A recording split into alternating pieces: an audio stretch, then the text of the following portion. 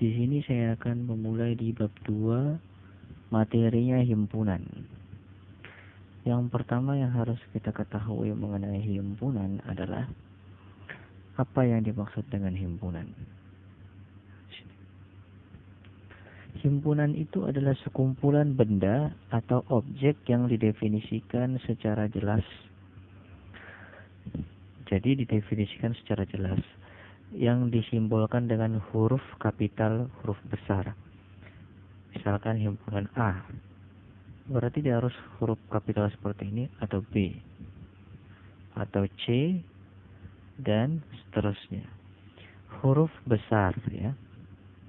Dan itu juga anggota himpunannya itu dibatasi dengan kurung kurawal. Yang ini dibaca namanya kurung kurawal. Kurung kurawal.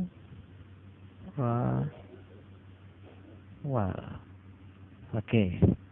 Selanjutnya, anggota himpunan dinyatakan dengan, anggota himpunan itu dinyatakan dengan huruf simbol ini. Ini dibaca elemen.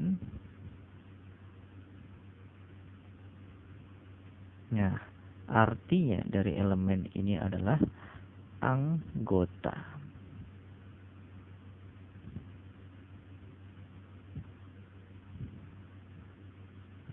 Nah, jika ada simbol yang seperti ini, ini artinya adalah bukan anggota.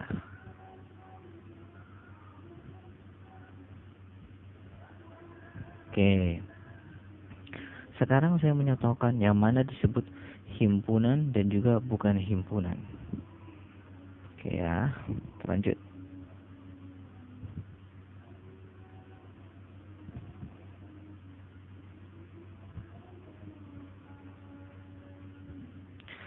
Yang pertama yang disebut dengan himpunan ini seperti ini.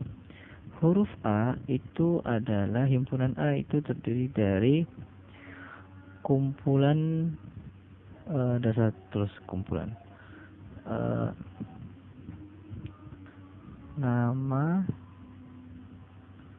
hari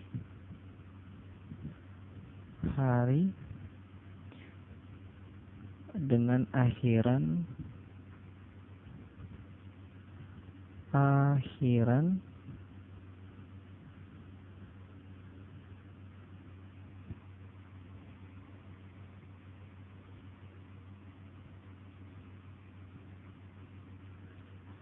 U.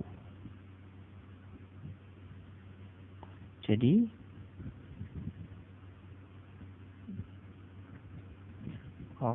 jadi dia penulisannya seperti ini. Dia huruf A, lalu ada sama dengannya, dan ada kurung kurawalnya, ada tulisan yang jelas, deskripsi yang jelas mengenai himpunan itu apa. Di sini kan sudah dijelaskan nama hari dengan akhiran U. Nah, kita cari, berarti anggotanya adalah nama hari yang dengan akhiran U. Dalam satu minggu, ada hari Senin, Selasa, Rabu. Berarti ada Rabu, tulis Rabu. Terus Kamis, Jumat, Sabtu. Sabtu. Minggu, ada Minggu juga lagi.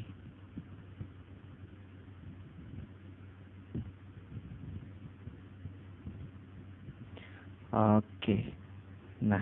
Jadi di sini sudah jelas bahwa yang ini adalah disebut dengan himpunan.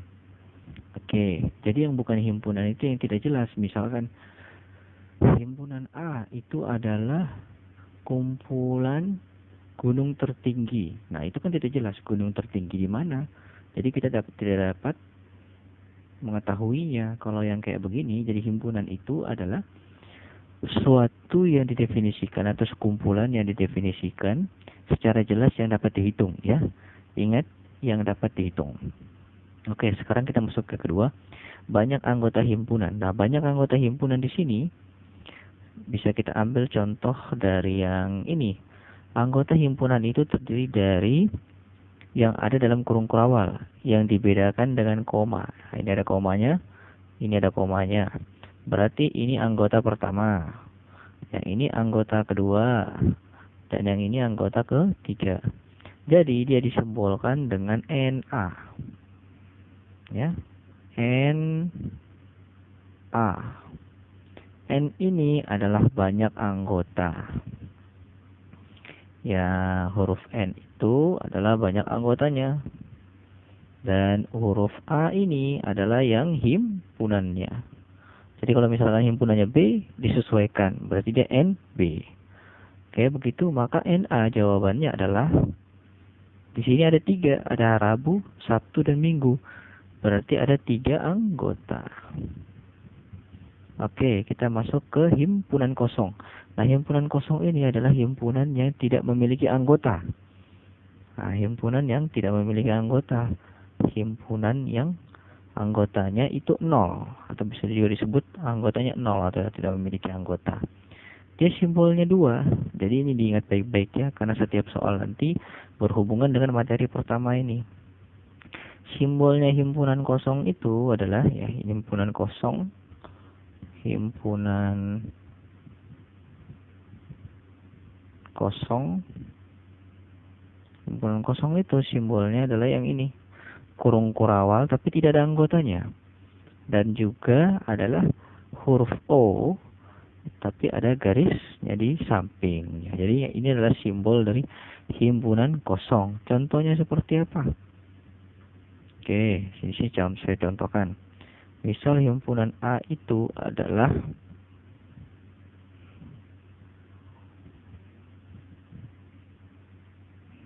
bilangan prima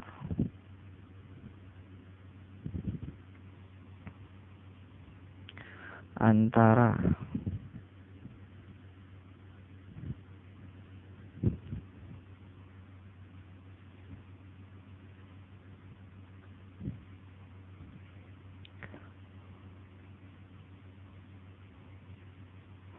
antara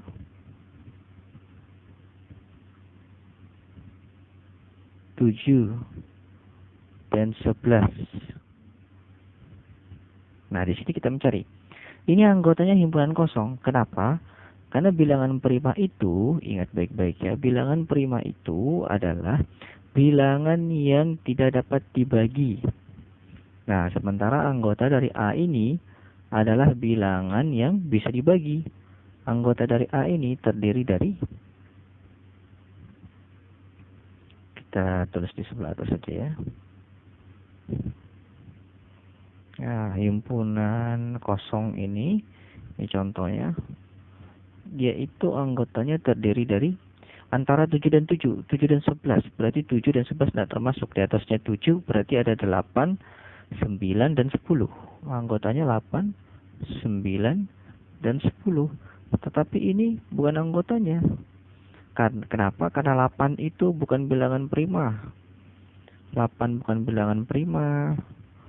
9 juga bukan bilangan prima, dan 10 juga bukan bilangan prima, maka bukan termasuk anggotanya. Dan jadi bilangan prima antara 7 dan 11 jawabannya adalah himpunan kosong atau kurung kurawal begini, atau huruf O ada garisnya. Jadi itu adalah pengertian dari himpunan kosong. Oke, kita lanjut. Nah, selanjutnya ini adalah bagaimana cara menjawab tugas 1 pada bab 2. Dari situ, pada nomor pertama itu, pertanyaannya begini. Pernyataan yang benar dari himpunan yang sudah diketahui begitu. Nah, ini saya kasih contoh. Misal dalam himpunan A, itu dia terdiri dari 2, 4, 6, sampai 20. Huruf O ya, huruf angka kosong maksud saya. Nah, di situ Yang ditanyakan, apakah 13 itu elemen dari A? Nah, seperti ini pilihan gandanya salah satunya. Nah, kita melihat kalau di dalam nomor 1 ini, contoh soalnya ini, dia kan kelipatan 2 ini, 2 ke 4 tambah 2, 4 ke 6 juga ditambah 2. Jadi seterusnya ditambah 2. 13, coba kita lihat kelanjutan dari 6, yaitu 8. Setelah 8, selanjutnya 10, setelah 10, 12, setelah 12, 14. Maka 13 bukan anggota dari A. Nah, ini adalah bacanya anggota atau elemen ya. Yang huruf E ini. Jadi, yang mana anggotanya? Nah, jika seperti ini, dia tulisannya seharusnya begini, 13-nya.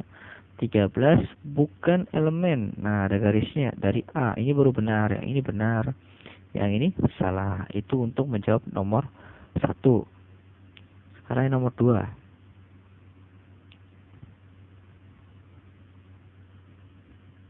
Nah, yang nomor 2 itu ada 3 himpunan nanti. Nah, di situ yang himpunan pertama itu dikatakan bilangan prima antara. Nah, itu kan sudah saya pernah bahas sebelumnya. Antara ini dan ini kan bisa kita jawab, tapi kan kemarin itu yang tidak ada anggotanya. Sekarang coba misalkan himpunan P itu bilangan prima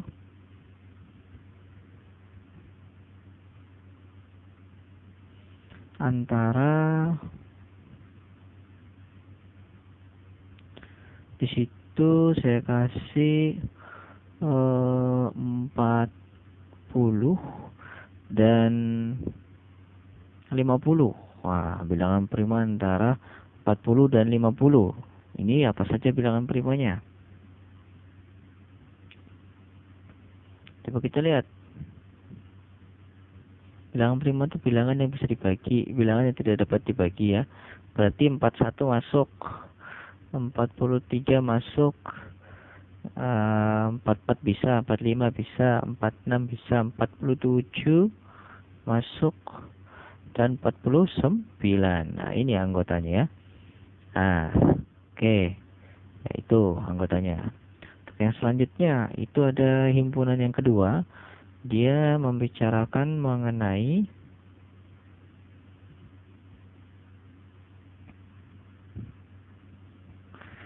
di antara yang kedua ya, faktor dari suatu bilangan, misalkan begitu.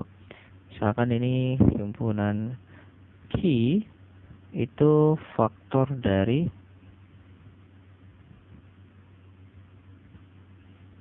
faktor dari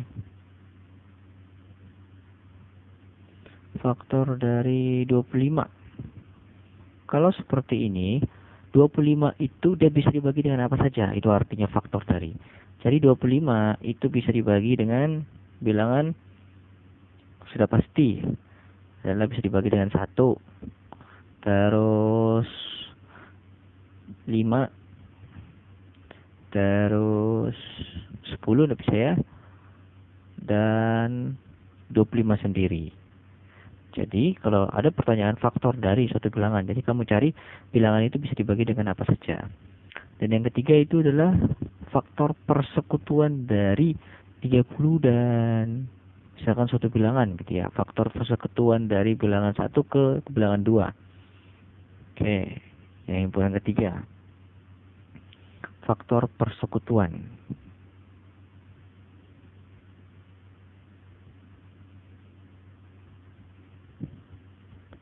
Misalkan himpunan R itu faktor persekutuan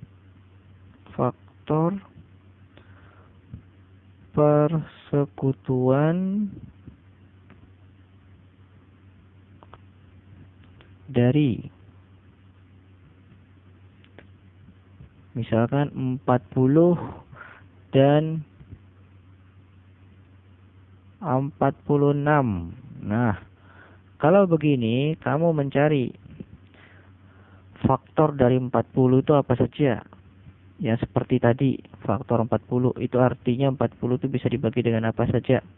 Bisa dibagi dengan 1, bisa dibagi dengan 2, bisa dibagi dengan 4, bisa dibagi dengan 10, dan juga bisa dibagi dengan 40. Sekarang 46, bisa dibagi dengan apa saja dia? 46 itu bisa dibagi dengan 2, bisa dibagi dengan 1 dulu ya. 1, 2, 3 bisa dibagi enggak? 3. Ya enggak bisa ya. Bisa. 4 tidak bisa juga. 5, 46.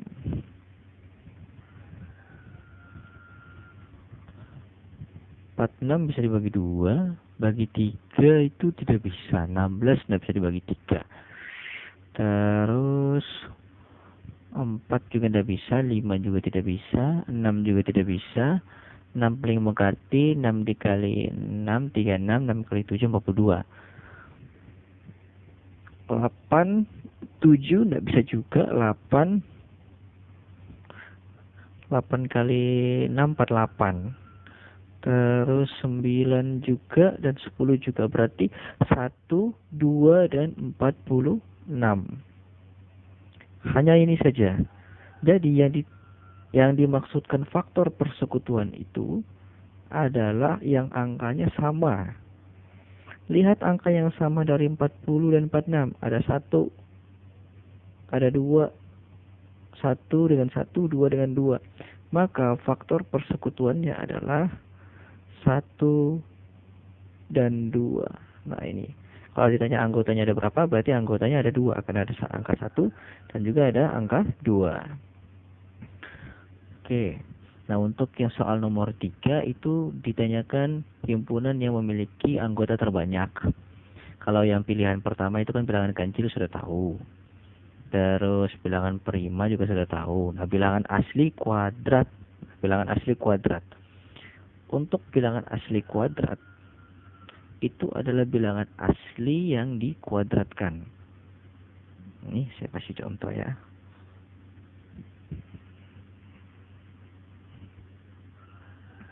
Bilangan asli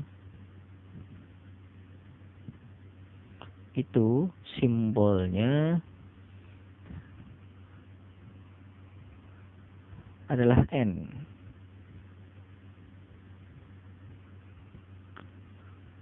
Bilangan asli simbolnya N. Tapi langsung aja kita ke intinya.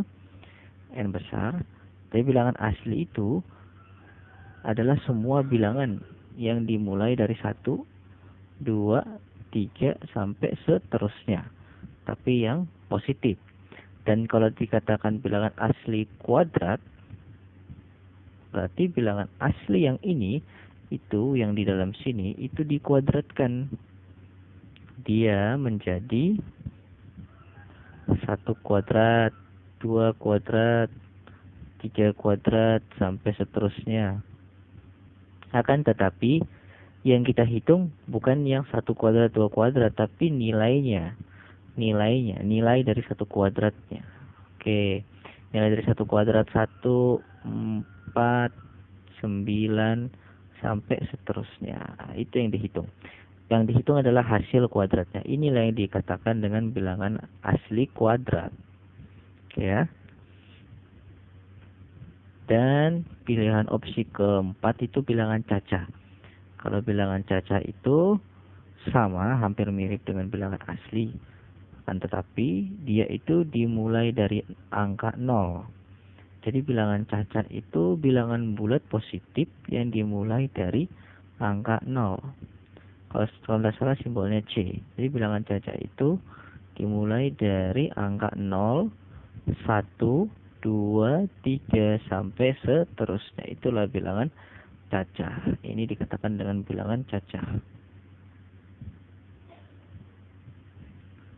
Oke, dan yang soal terakhir itu mencari nama bulan yang diakhiri huruf I. Nah, banyak anggotanya kan sudah dibahas tadi.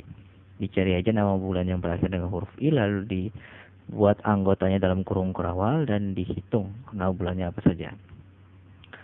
Oke, itu saja yang bisa saya sampaikan. Semoga materi ini dapat merangkum dari materi pertama untuk bab 2 dan dapat menjawab dari tugas 1 bab 2. Wassalamualaikum warahmatullahi wabarakatuh.